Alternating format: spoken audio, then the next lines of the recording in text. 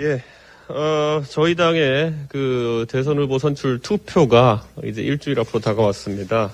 이번에 참 많이 모여주신 우리 당원분들, 이제 투표가 다가오기 때문에 남아있는 토론과 그리고 여러 지금 집으로 아마 배송되었을 홍보물을 바탕으로 해가지고 마지막까지 치열한 고민을 통해서 꼭 투표에 참여해 주시기를 그렇게 부탁드리겠습니다.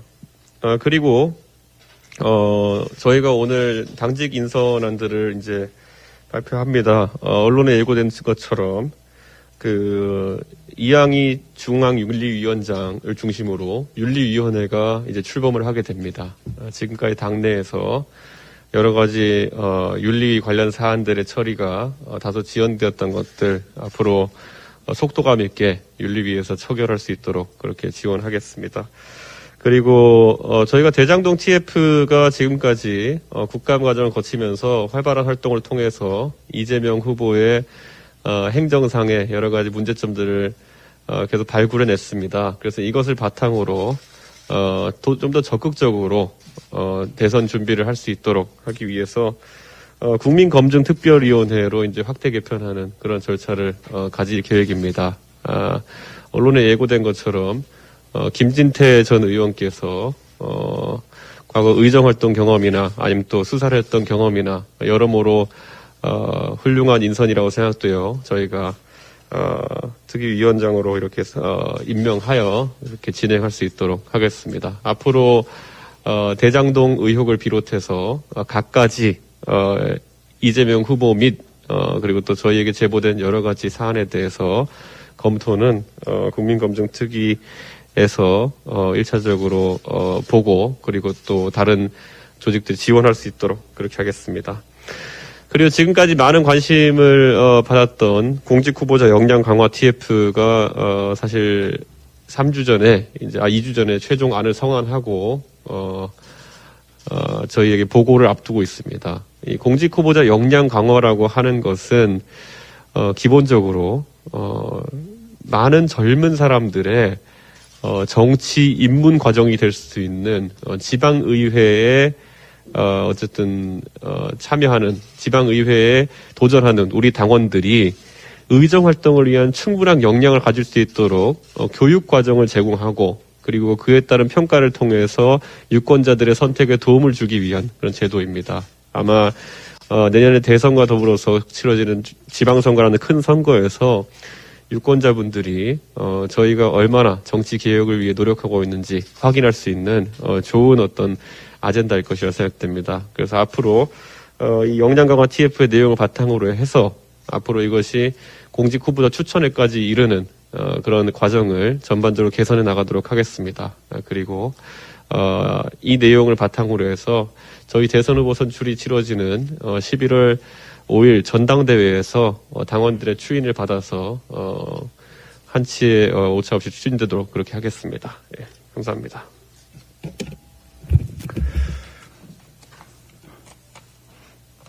대장동 이재명 게이트 관련 여러 관계자들의 진술과 정황 증거는 그분 한 사람을 가리키고 있습니다.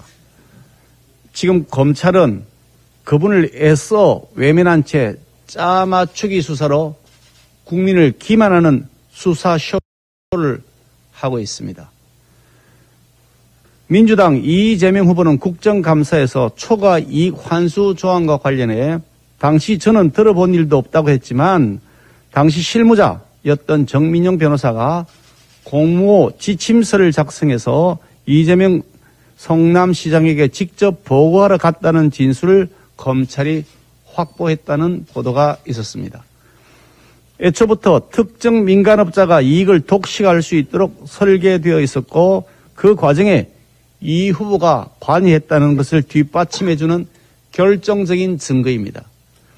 또한 이 후보의 측근 그룹으로 알려진 정진상 정책실장과 유동규 씨가 대장동 민간사업자 공고를 일주일 앞두고 임기가 남아있는 성남도시개발공사 황무성 사장에게 중도 사퇴를 강압했던 녹취 파일이 공개되었습니다.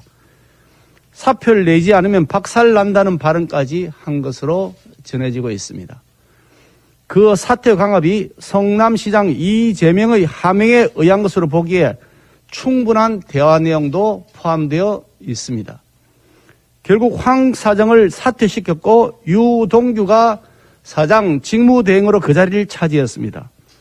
이재명 후보는 국감장에서 유동규가 중요한 인물이었다면 본부장이 아닌 사장을 시켰을 것이라고 말하면서 자신의 책임을 회피했습니다. 그러나 유동규 씨를 본부장으로 앉히는 과정에 있어서도 아무리 낙하산 특혜 인사라고는 하지만 그렇게 끼워 넣기에는 너무나 자격 미달이었던 유동규 씨를 바로 사장 자리에 앉히기는 부담스러웠을 것이라는 점에서 보면 유동규를 일단 본부장으로 진입시킨 다음 대장동 사업에서 특정 민간인이 최대 폭리를 취하도록 하는 사악한 작업을 진행시키는 과정에서 황무성 사장이 이것을 거부하자 황 사장을 쫓아내고 유동규가 사장 직무대행으로 그 사악한 대장동 작업을 하도록 조치한 것으로 보는 것이 상식일 것입니다. 지금까지 드러난 정황과 증거만 보더라도 상식을 가진 사람이라면 누구나 천문학적 개발 이익을 민간에게 몰아준 대장동 개발 사업이 이재명 후보와 그 측근에 의해 설계되고 시행되었다고 보는 것이 너무나 당연한 이치입니다. 그런데도 검찰은 아예 대놓고 몸통 숨기기 수사를 이어가고 있습니다. 검찰은 성남시청에 대한 압수수색도 미루고 빠지다가 마지못해 떠밀려서 늑장 압수수색을 했습니다만 그렇게 하면서도 시장실과 비서실에 대한 압수수색은 또다시 미루다가 마지못해 겨우 실시하는 신용을 했고 더구나 성남시청 정보통신과 압수수색을 하면서 이재명, 정진상의 이메일은 쏙 빼놓았다고 합니다. 검찰은 유동규를 기소하면서 배임 혐의를 쏙 빼놓고 김만배 구속영장을 청구하면서 계좌 추적 한번 하지 않았다는 것이고 남욱은 적당히 체포하는 신용만 하다가 구속영장 청구조차 하지 않은 채 그냥 석방시켜버렸습니다. 이재명, 정진상, 김현지 등 핵심 관계자의 휴대폰과 자택에 대한 압수수색을 지금까지 하지 않고 버티고 있습니다. 도대체 수사를 하는 겁니까? 뭉개는 겁니까?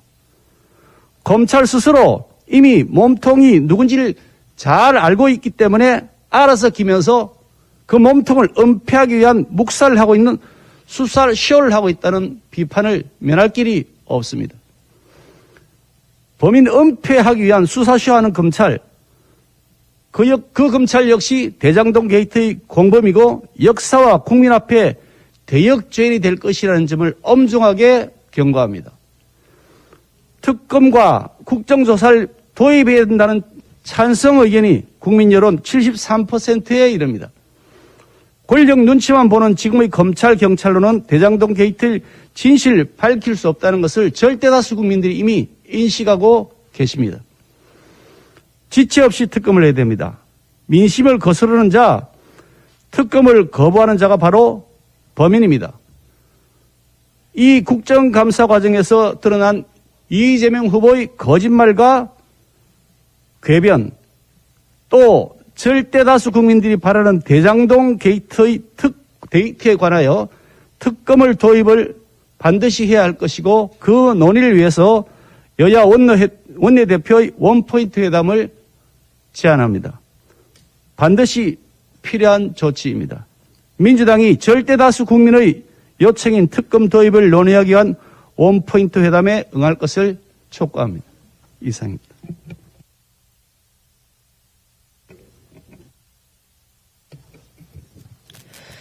네, 지난주로 한 해 나라의 살림살이를 들여다보는 국회 국정감사가 끝이 났습니다. 우리 야당 의원들은 지난 한 달간의 국정감사를 위해서 1년 내내 많은 자료들을 또 확인하며 검토하고 그 자리에 임하려고 굉장히 노력을 했지만 사실 각 부처의 모든 피감기관들에서 자료를 제대로 제출하지 않고 현장에 나와서도 답변에 불성실한 태도로 일관하는 등 국민 보기에 나라 살림에 대한 소해야 될 그 책임을 진 사람들이 얼마나 뻔뻔하고 안일한 태도인가를 보여주는 그런 여실한 자리였습니다. 특별히 문재인 정부의 이 막바지길에서 부처의 어떤 잔뼈 굵게 몸담았던 그런 기관장들이 아니라 이른바 회전문으로 낙하산으로 임명됐던 그 피감 기관장들은 자료를 거부하거나 부실 답변을 하는 것을 넘어서 야당 의원의 질의에 마치 어쩔 거냐는 식의 태도, 내가 책임지면 되지 않냐는 듯한 고성까지 지르며 정말 적반하장식의 오만방자한 태도로 국회 국정감사에 일관했습니다. 그 가운데서도 우리 국민들께서 많이 주목하신 이재명 경기지사의 태도는 설명하지 않아도 많은 국민들께서 참 저런 자가 대통령 후보가 되나라는 박탈감을 느끼시기에 충분하였으리라 봅니다. 야당 의원의 질의에 끼어들고 야당 의원이 질의하는 동안 일부러 마이크로 웃음을 흘리면서 조롱하고 분명히 대답해야 할 행정 업무에 관한 질의에는 동문서답을 하거나 궤변을 늘어놓으며 대통령 후보로서 국민들을 조롱했습니다. 이제 우리 국민의힘도 일주일 뒤면 대통령 후보를 선출하고 여당과 함께 다음 지도자를 선출하기 위한 그 열차에 뛰어듭니다.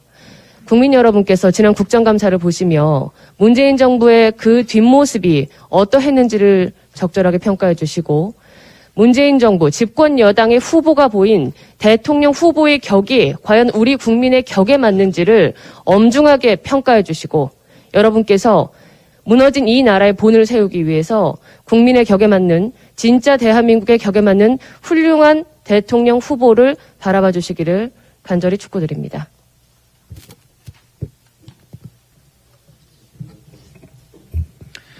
예, 앞에서 원내대표께서 말씀하셨지만, 황무성 성남도시개발공사 사장을 2015년 2월 6일 강제 사퇴시키는 사건이 지금 언론을 통해서 공개가 되고 있습니다.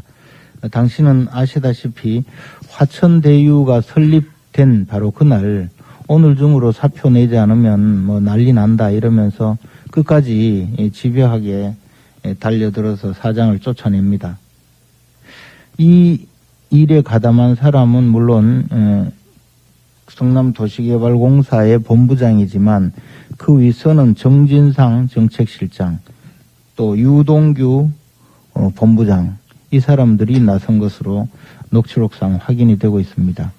즉 이재명 당시 성남시장의 관우와 장비가 나선 것입니다. 이 사람을 왜 쫓아냈겠습니까? 바로 민간 화천대유에 수천억 원 내지 조 단위의 이익을 주려는 모의를 한 끝에 당시 황무성 사장이 그 자리에 있으면 뭔가 비밀이 누설되거나 아니면 특히 이런 민간 초과 이익 환수 규정 그런 내용을 거부할 것이기 때문에 삭제하는 것을 거부할 것이기 때문에 미리 쫓아내고 자기들 판을 만든 것이라고 볼 수밖에 없습니다. 이 내용은 앞으로 끝까지 추적을 해서 당연히 이 정진상 정책실장 현재도 아마 이재명 후보의 최측근으로 지금 캠프에 부실장인가요? 하고 있다고 들었습니다만 당연히 직권남용 강요죄로 구속수사를 해야 된다고 봅니다. 그뿐만 아니라 이 황무성 당시 사장을 쫓아내는 과정이 이 민간인에게 수천억의 이익을 주려고 하는 그 모의의 가장 핵심적인 사건이 아닌가 생각을 합니다. 저희들은 철저하게 추적해서 계속적으로 밝히도록 하겠습니다. 또한 한 언론사에서는 김만배의 돈 100억 원이 쌍방울 주식회사의 전환사채로 전환사채 매입에 넘어갔고, 그것이 결국에 이재명 후보의 변호사 수임료로 지급된 것이 아닌가라고 지금 계속적으로 문제 제기를 하고 있습니다. 그리고 이에 대해서는 민주당의 원래 핵심 지지층인 그 깨시민당에서 이 내용으로 이미 검찰에 고발을 해놓고 있습니다. 이 내용에 대해서도 결국에는 이재명 후보에 대한 이 직접적인 뇌물죄의 그 단서가 된다고 보기 때문에 적극적으로 끝까지 추적할 것임을 밝혀드립니다.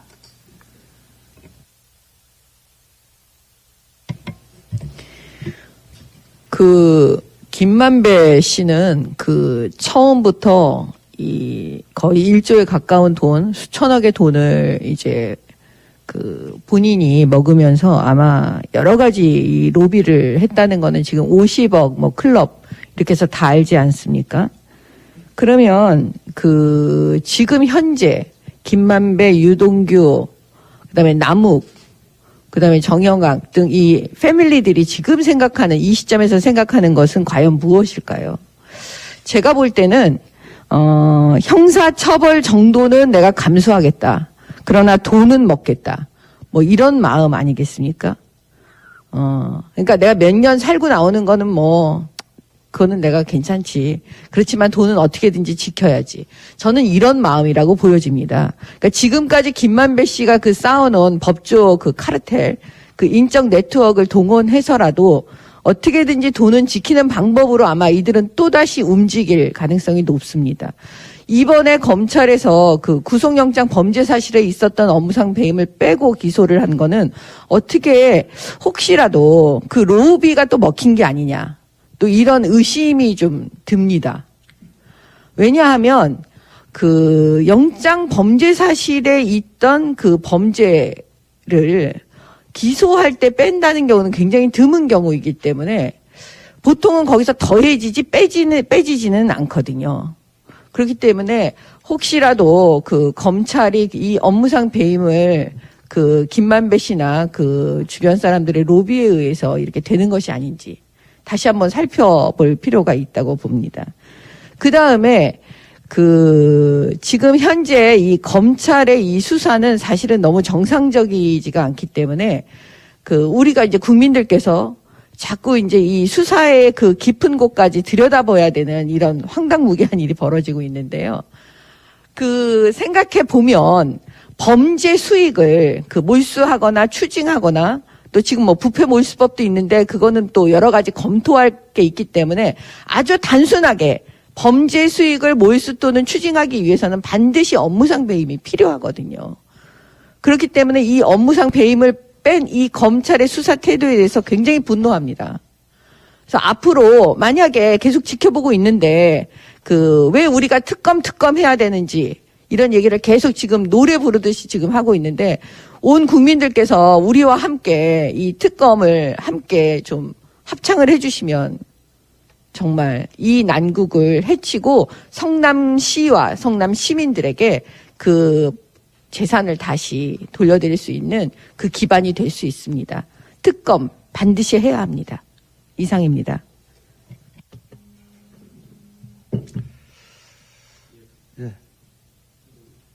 검찰이 대장동 게이트의 진실 규명 의지가 없다는 사실이 만천하에 드러났습니다. 검찰이 지난 21일 밤에 대장동 게이트의 키맨 중 하나인 유동규 전 본부장을 기소했습니다. 그런데 그 기소는 한 번도 경험해보지 못한 기소였습니다. 유동규 전 본부장이 구속될 당시 핵심 혐의였던 배임 혐의가 기소 과정에서 빠졌고 수수한 뇌물 규모마저도 축소되었습니다. 검찰의 의도는 명확해졌습니다. 초과이익 환수조항 삭제로 인해 성남시와 성남시민이 1조 원에 육박하는 손해를 입은 범죄 사실은 있지만 대장동 설계자, 최종 책임자, 윗선인 그분에게 책임을 묻지 않겠다는 수사 포기 선언인 셈입니다. 김오수 총장은 지난 9월 30일 당시 여야, 신분, 지위 여하를 막론하고 엄정 처리하라고 했고 지난 18일 국정감사에서도 성역 없는 수사를 지시했다는 입장을 표명한 바 있습니다. 그러나 역시 말뿐이었습니다. 그 결과가 결국 대장동 게이트, 꼬리 자르기고 노골적인 거분 봐주기 수사였습니다. 성남시 고문 변호사 출신의 검찰총장은 대장동 게이트의 실체와 의혹을 규명할 의지가 없었던 것입니다.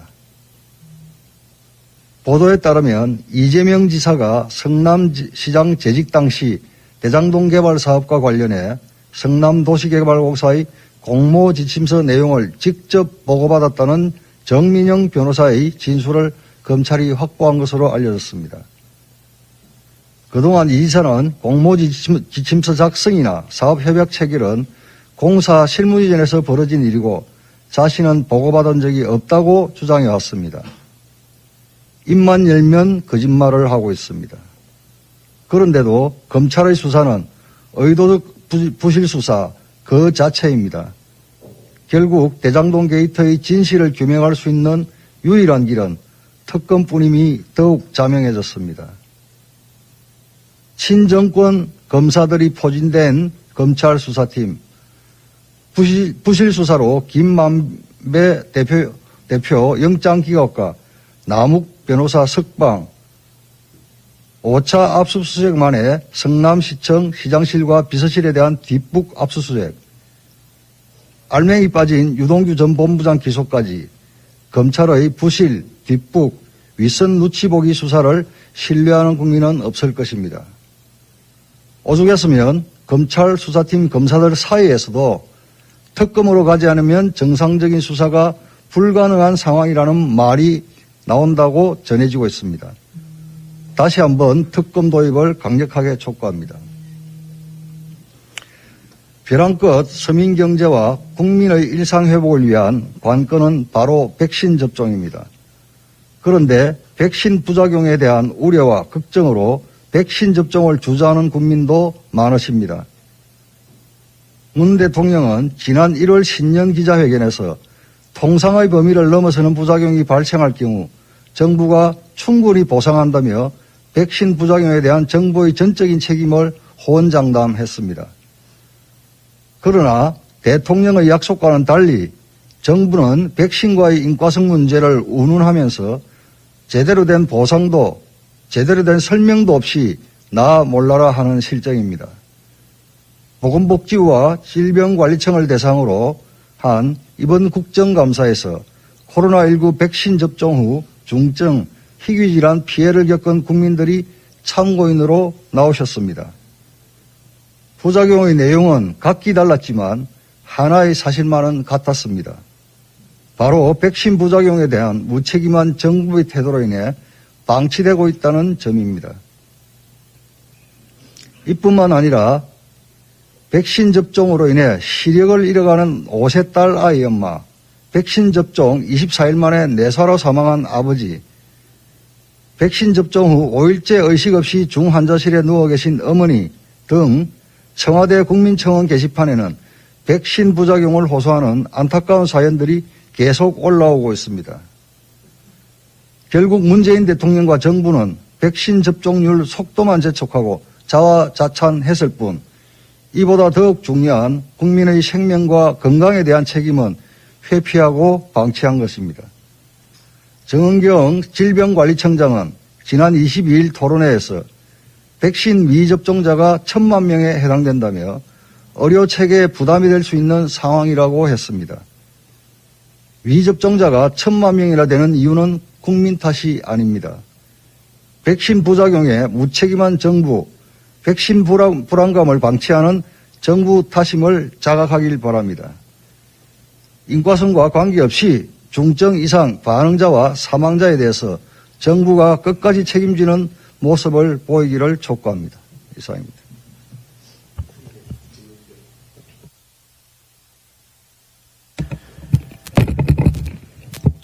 대선 경선이 한참 진행 중입니다. 다양한 아젠다가 있지만 우리 대선 후보들께서 기후변화 대응에도 관심 가져주시길 바랍니다. 10월 31일부터 영국 글래스고우에서 기후변화에 관한 정상회의인 UN 기후변화 당사국 총회가 개최됩니다. 미래 세대의 생존이 직결된 기후변화 대응은 거슬 수 없는 전 세계적인 흐름입니다. 특히 주요 선진국은 탄소 중립을 전략적으로 이용해 자국 산업 보호를 위한 무역 장벽 수단으로 삼는 상황입니다. 수출 의존도가 높은 우리나라의 기후변화 대응은 국가의 미래 먹거리와도 직결되는 부분입니다. 문재인 정부가 지난주에 탄소 중립 시나리오를 발표했습니다. 그런데 에너지 부분 시나리오를 보면 2050년 원자력을 6에서 7% 수준으로 낮추고 재생에너지 비율을 60에서 70% 수준으로 계획했습니다. 이는 문재인 대통령께서 2017년 고리 1호기 영구정지 기념사에서 탈원전 정책에 대해 말한 내용이 반영된 것으로 판단됩니다. 물론 아리백 등 재생에너지로의 에너지 전환은 필요하겠습니다만 전문가들은 우리나라의 특성상 정부 계획안 대로 재생에너지의 높은 비중을 갖기는 현실적으로 어렵다고 꾸준히 지적했습니다.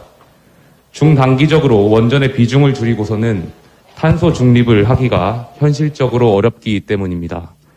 지난 21일 국정감사에서 원전 없이는 탄소 중립이 가능하지 않다는 정재훈 한국수력원자력 사장의 발언은 정부의 에너지 정책이 잘못됐다는 방증일 것입니다. 누누이 강조해 말씀드렸던 대로 에너지원에는 착한 에너지, 나쁜 에너지가 없습니다. 특정 에너지 편식이 곧 에너지 안보 위기가 될 것입니다. 에너지 안보는 다양한 에너지원을 다양한 공급선을 통해 저렴한 가격에 누수 없이 공급될 때 지켜질 수 있습니다. 대한민국은 에너지 수입 의존도가 매우 높은 에너지 빈국입니다. 특히 에너지 수급 계획은 미래 세대의 안보, 경제에 직결되기 때문에 매우 중요합니다. 에너지 수입 국가에서 어떻게 하면 효율적으로 지속 가능한 에너지 사용이 가능할지 정부는 전문가의 의견을 존중했으면 좋겠습니다. 정부의 잘못된 정책으로 미래 세대가 피해받는 일이 없기를 바랍니다. 이상입니다.